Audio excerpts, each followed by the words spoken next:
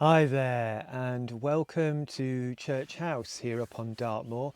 And today we're in our old polytunnel, and I wanted to talk to you today about seedlings and seeds and plants that we allow to go wild.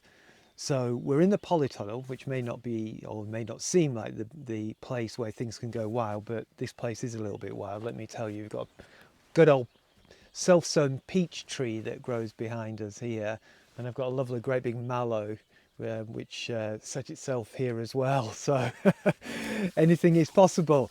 But what I wanted to show you is just down here. So if you come down here with me, and down here we're amongst the rocket. So this is these are rocket flowers, and you may or may not have seen these before. And what's fabulous about them is that they're very tasty. You can eat them as well as the leaf, and what's great, they look great in salads. But the reason why we've got them flowering here is because of what you can see behind me, which is all of this stuff here. So all of this is a result of allowing some of the rocket to go to its flowering stage and to seed itself. And I'm a great believer in letting plants do their own thing. And it can end up with a bit of a seemingly chaotic environment that plants are growing in. And it's not that I don't know where things are growing or what's going on. It's just that I like to give them space to breathe. And these kinds of plants, of course, they produce epic amounts of seeds, which you can give away to friends. But if you just let them scatter, they find their own way of growing. And this is how they would behave in their natural environment. Even cultivars have a natural environment. And it's a wonderful way to experience the full life cycle of a plant. And I know that there's a certain degree of belief that if we allow some of our cultivated vegetable crops to go their whole life cycle, it has an influence on the plants that are growing around them. So, for example, allowing this rocket here to grow actually encourages these fellows back here to grow. And it's almost like they know that some of them will go their whole life cycle.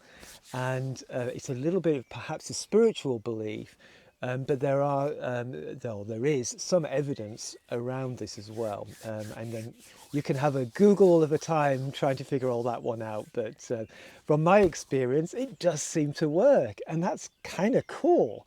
But it is also just fun to see this happen, just to see them go their whole life cycle. So I really thoroughly recommend it. Now, what I wanted to show you today is a plant that has been allowed to self-seed itself, and now I'm dealing with the consequences, and that's parsley. And last year I had what over there, you can't see it now obviously because it was last year, a plant that I allowed to go to seed. And this year I've had huge numbers of seedlings, and what I've been doing is slowly potting them all up. So what I have is lots and lots of trays of parsley, and as you can see, it's the curly variety. And these can be, grown obviously into plants, but I'm going to be giving most of these away, or they're going to be going into the village plant sale. And what I've done this time, and just thought I'd just show you, because by letting them just grow and scatter, they will grow very close together. And so I dug up a little clump of earth that was growing near to where the old parsley tree or parsley plant even was growing. It actually almost seemed like a tree, it was so huge. So there's a lump. So as you can see, there's a whole load of different seedlings in there. Now you could just let them go and you would get a lot of parsley very close together. And what happens then is it's very much going to be competing with its siblings. So my recommendation with parsley is to divide them up. And now you may think, well, why didn't he do that with all the rocket that's growing behind? But Rocket seems to manage it, and it seems to enjoy being in close contact with others. Yes, I could separate it out, and yes, it would grow bigger. But there's so much of it here, I decided I'm just going to let that continue to do its own thing. But Parsley, I'm going to do something different. So all I'm going to do here is take out the plants which are not what I'm wanting to be planting on. And I don't like calling plants weeds, by the way, that aren't the ones that I want. They're just, you know, their lives, and they're doing what they need to be doing, but they're just not plants that I wish to eat. So we separated these out here. Oops. So this is when you get an awkward situation where they're all growing around a little piece of wood there. So just carefully pull that off. There we go. So there is your parsley plant with all these wonderful, wonderful, wonderful roots.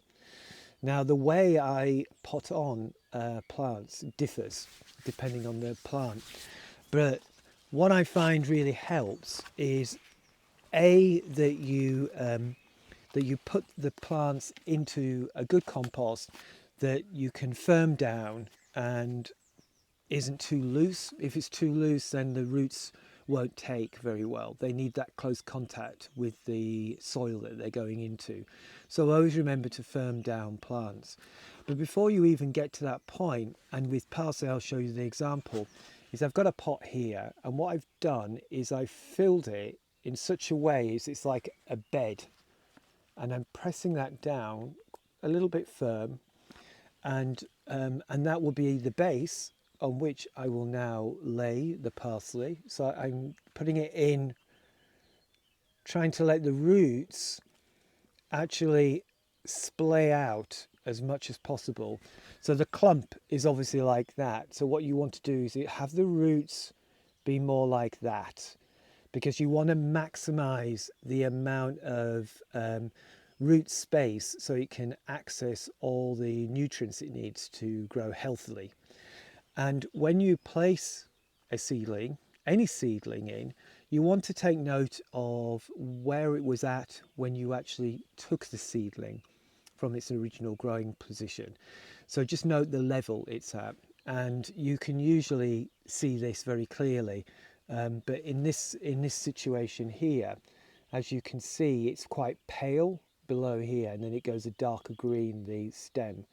So just make sure you keep that same level that it was growing in before with the new level when you pot it on. So it just wants to be at the same level. And then all you need to do is fill up. It's like putting a blanket on top of the bed that the parsley's sleeping in. Except it's not so sleepy because it's going to be growing all the time, so it's going to be very awake and active. And then you're going to firm down around it. And there, hey presto, is your independent little parsley plant. And that will grow and be fabulous and wonderful, and will keep growing and growing and growing and harvesting and harvesting and harvesting. And from that one plant, you could have many hundreds of seedlings for next year. So that's it from Church House for today. I hope you have a really great day, and thank you very much for spending your time and watching this video. I'll see you soon. Bye bye.